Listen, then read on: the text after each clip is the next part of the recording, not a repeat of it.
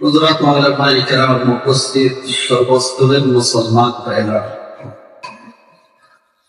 সর্বপ্রথম মহান রব্বুল আলামিনের দরবারে কৃতজ্ঞতা প্রকাশ করছি, যিনি আমাদেরকে কোটি কোটি মানুষকে বাছাই করে সুস্থ রেখে মাহে রমজানের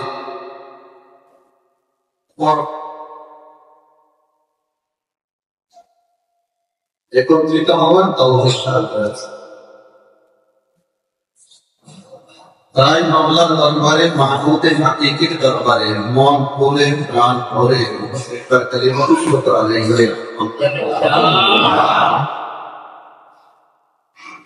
আমরা সকলেই জানি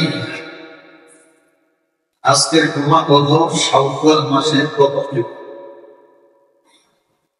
পবিত্র মাহে রমজান আমাদের কাছ থেকে বিদায় নিয়েছে। রমজান মাস এটি বিশেষ প্রশিক্ষণের মাস ছিল। মুমিনরা রমজান মাসে নামাজ, রোজা, যাকাত, দান সাদাকা, কোরআন তিলাওয়াত, তাহাজ্জুদের নামাজ, ইশরাকের নামাজ, বিভিন্ন ইবাদতের মাধ্যমে, তাকওয়ার মাধ্যমে নিজেদের চরিত্রকে গঠন করেছে। এই ধারাবাহিকতা বাকি 11 মাস ধরে রাখা আমাদের উপরই মর্যাদায়, যে তাকওয়া আমরা অর্জন করেছি মাহে রমজানে, এই তাকওয়া আমাদেরকে ধরে রাখতে হবে। নফল ইবাদত বলতে কি করেছি রমজান মাসে, বাকি 11 মাসও নফল ইবাদত বলতে কি আমাদের করতে হবে। তাহাজ্জুদের নামাজ আরম্ভ করেছি, এটি যেন আমার মৃত্যুর আগ মুহূর্ত পর্যন্ত অব্যাহত থাকে। নফল নামাজ আরম্ভ করেছিলাম, কোরআন তেলাওয়াত আরম্ভ করেছি মাহে রমজানে, এটি যেন বন্ধ হয়ে না যায়। বাকি 11 মাসও যেন এটি অব্যাহত থাকে, তৌফিক আল্লাহ আমাদেরকে দান করেন। মুহতারাম হাজিরিন, শাওয়াল মাস চলতেছে। শাওয়াল মাসে মৌলিক আমাদের আমল হলো 3টি। 1 নম্বর আমল হলো শাওয়ালের 6 রোজা রাখা। কিভাবে রাখবো? একাধারেও রাখতে পারেন, একসাথে 6টা, বিরতি দিয়েও রাখতে পারেন। একটা রাখলেন, তারপরের দিন ভাঙলেন, আবার আরেকটা রাখলেন, ওইভাবেও রাখতে পারেন। সোমবার বৃহস্পতিবার রাখতে পারেন। সোমবার বৃহস্পতিবারে যদি আপনি রোজা রাখেন, তাহলে 1 দিন 6 রোজার সওয়াবও পাবেন। আর আল্লাহ রাসূল সাল্লাল্লাহু আলাইহি ওয়াসাল্লাম সোমবার বৃহস্পতিবার রোজা রাখতেন, এই সুন্নতের সওয়াবও পাবেন। আইয়ামুল বিস তথা চন্দ্র মাসের 13, 14, 15 তারিখ আল্লাহ রাসূল সাল্লাল্লাহু আলাইহি ওয়াসাল্লাম রোজা রাখতেন। শাওয়ালের 6 রোজা যদি এই শাওয়ালের 13, 14, 15 তারিখ আপনি রাখেন, আর বাকি 3 রোজা সোমবার বৃহস্পতিবারে রাখেন, তাহলে আইয়ামুল বিসের মধ্যে রোজা রাখা যে সুন্নাত, সেই সুন্নতের সওয়াবও পাবেন, 6 রোজার সওয়াবও পাবেন। করিতে একাধারেও রাখতে পারবেন, বিরতি দিয়েও রাখতে পারবেন। সোমবার বৃহস্পতিবার মাসের 13, 14, 15 তারিখ ওইভাবেও আপনি রাখতে পারবেন। তবে শর্ত হলো শাওয়াল মাসের ভিতরে হতে হবে।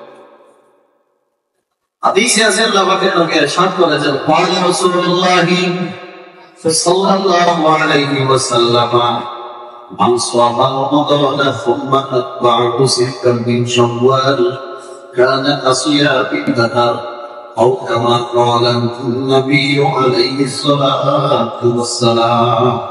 আল্লাহ রাসূল সাল্লাল্লাহু আলাইহি ওয়াসাল্লাম ইরশাদ করেছেন, যে ব্যক্তি মাহে রমাদানে রোজা রাখার পর 6 রোজা রাখবে, পুরো বছর রোজা রাখলে যে সওয়াব আল্লাহ তাকে সেই সওয়াব দান করবে। সুবহানাল্লাহ। আর যেগুলো একটি নেক আমল করলে সর্বনিম্ন সওয়াব হলো 10 গুণ। একে যদি 10 হয়, 30-এ 300, 6-এ 60, 6 30 দিনে 360, সেজন্য আল্লাহ রাসূল বলেছেন, কেউ যদি রমজানে রোজা রাখার পর 6 রোজা রাখে, পূর্ণ এক বছরের সওয়াব আল্লাহ পাক রব্বুল আলামিন দান করবেন। আল্লাহ আমাদেরকে 6 রোজা রাখার তৌফিক দান করুন। শাওয়াল মাসে আমাদের মৌলিক দ্বিতীয় আমল হলো, কেউ যদি বিবাহ করতে চায় শাওয়াল মাসে বিবাহ করা সুন্নাত। উম্মুল মুমিনিন হযরত আয়েশা সিদ্দিকা রাদিয়াল্লাহু তাআলা আনহা থেকে বর্ণিত, উনি বলেন, তাযাওয়াজানি রাসূলুল্লাহ সাল্লাল্লাহু আলাইহি ওয়াসাল্লাম ফি শাওয়াল। আল্লাহ রাসূল সাল্লাল্লাহু আলাইহি ওয়াসাল্লাম আমাকে বিবাহ করেছে শাওয়াল মাসে, এবং দাম্পত্য জীবন শুরু করেছে শাওয়াল মাসে। কেউ যদি একটা মাসের ভিতরে বিবাহ করতে চায়, এই শাওয়াল মাসের ভিতরে যে আপনি বিবাহ করেন, তাহলে সুন্নতের সওয়াবও পাবেন। শাওয়াল মাসে বিবাহ করা যে সুন্নত, সেই সুন্নতের সওয়াবও পাবেন। মুসলিম শরীফের ব্যাখ্যাকারী হাদিস জগতের সম্রাট ইমাম শরফুদ্দীন নববী রাহমাতুল্লাহি আলাইহি মুসলিম শরীফের ব্যাখ্যা আল মিনহাজ ফি শারহি মুসলিম ইবনুল হাজ্জাজ নামক কিতাবের মধ্যে লিখেছেন, শাওয়াল মাসে বিবাহ করা, বিবাহ দেওয়া, এটি মুস্তাহাব সওয়াবের কাজ। দাম্পত্য জীবন শুরু করা, এটিও মুস্তাহাব শাওয়াল মাসে। ইসলাম যুগ যেটা ছিল জাহিলিয়াতের যুগ, সেই যুগে শাওয়াল মাসকে তারা বরকতময় মনে করতেন। সেজন্য শাওয়াল মাসে তারা কোনো বিবাহ শাদী দিতেন না, বিবাহ শাদী করতেন না। আল্লাহ রাসূল সাল্লাল্লাহু আলাইহি ওয়াসাল্লাম শাওয়াল মাসে বিবাহ করে তাদের যে আকীদা বিশ্বাস ছিল, সেই আকীদা বিশ্বাসকে তিনি সাথ করে দিয়েছেন। এই মাসে আমাদের মৌলিক তৃতীয় নম্বর আমল হলো হজের জন্য প্রস্তুতি গ্রহণ করা। যারা এই বছর হজ করার জন্য নিয়োগ করেছে, এখন থেকে আমরা প্রস্তুতি গ্রহণ করব। সেখানে যাওয়ার পর আমি অবস্থা কিভাবে করবো, হচ্ছে তামাত্তু কিভাবে করবো, ধ্যান কিভাবে করবো, আরাফার ময়দানে কোন দিন যাব, মুজদালিফাতে কোন দিন যাব, কোন জায়গায় কোন কাজ করবো, ফরজ বিধান কি আছে, ওয়াজিব বিধান কি আছে, এগুলো সব এখন থেকে জানবো। হজের জন্য প্রস্তুতি গ্রহণ। আর যাদের এবার হজ ফরজ হয়েছে, আমাদের সমাজে অনেক মানুষ আছে হজ ফরজ হওয়া সত্ত্বেও আগামী বছর করবো, তার পরের বছর করবো, একটু সবকিছু গুছিয়ে নিই তারপরে করবো, এই ধরনের মন মানসিকতা আমাদের অনেকেরই আছে। অথচ হাদিস শরীফে আছে, জনাবে মুহাম্মদ রাসূলুল্লাহ সাল্লাল্লাহু আলাইহি ওয়াসাল্লাম ইরশাদ করেছেন, যার উপর হজ ফরজ হয়েছে, এরপরেও যদি সে হজ না করে, ফালইয়ামুত ইন শাআ ইয়াহুদিয়ান ওয়া ইন শাআ নাসরানিয়ান, তার ইচ্ছা সে মনে চাইলে ইহুদি হয়ে মরুক, মনে চাইলে খ্রিস্টান হয়ে মৃত্যুবরণ করুক, আমার কোনো পরোয়া নেই, আমি কোনো পরোয়া নেই। কথা অনেক বড়। ভাই আমার তাদের হজ ফরজ হয়েছে, সময়কে এখন করবো না, আগামী বছর, তারপরের বছর একটু গুছিয়ে দিই, এরপর করবো। ওই ধরনের মন মানসিকতা আমরা মাথা থেকে ফেলে, আপনি আগামী বছর পর্যন্ত যে বেঁচে থাকবেন তার কোনো গ্যারান্টি আছে? আমার আসার জন্য সিরিয়াল আছে, যেমন কোন সিরিয়াল নেই। কোজা কলম, কোজা ফেরাউন, কোজা নমরুদ, শুধু হামা, কোজা মা শওকতে শাহাদ, কোজা তখতে সুলাইমানি। মকুন গফলত, মকুন গফলত, মকুন তওবা, মকুন তওবা, নসিহতনি কুনম বশনো, আদর মরদে মুসলমানি। سيعصيا ضربة حرض وصدق يدلت أي أكرم البطنا بطر مشكل وبيني في الرحمن কোথায় গেল আরব, কোথায় গেল ফিরআউন, কোথায় গেল হামান, কোথায় গেল সাদ্দাত?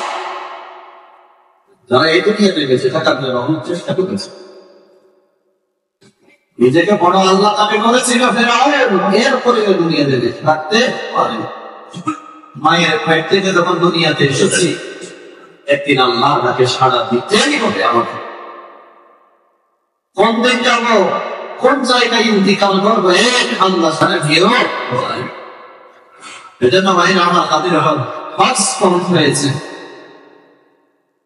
সময়কে এখন কল্পনা, আগামী বছর তারপরের বছর একটু বুঝিয়ে দিবি সমস্ত মানসিকতা থেকে আমরা বেরিয়ে আসার চেষ্টা করব। এখন টাকা আছে হতে পারে আগামী বছর আপনার স্বাস্থ্য সুস্থতা সব ঠিক আছে, কিন্তু হাতে টাকা নেই।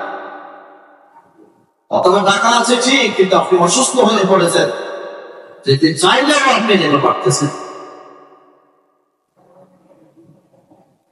আল্লাহ পাক রব্বুল আলামিন যাদের উপর হজ ফরজ করেছে, মানসিকতা পরিবর্তন করার তৌফিক দান করে দিন, ফরজ বিধান আমাদেরকে আদায় করার তৌফিক দান করে। আমিন। শাওয়াল মাসে আমাদের মৌলিক ইবাদত হলো তিনটি। এক নাম্বার হলো শাওয়ালের 6 রোজা রাখা। 2 নাম্বার হলো যাদের উপর হজ ফরজ হয়েছে বা এই বছর যারা আমরা হজ আদায় করার জন্য চিন্তা করেছি, এখন থেকে আমাদের প্রস্তুতি গ্রহণ করতে হবে। আর 3 নাম্বার হলো শাওয়াল মাসে বিবাহ করা, এই সুন্নাহ আমাদের নবী মুহাম্মদ মুস্তাফা সাল্লাল্লাহু আলাইহি ওয়াসাল্লাম বিবাহ করেছেন।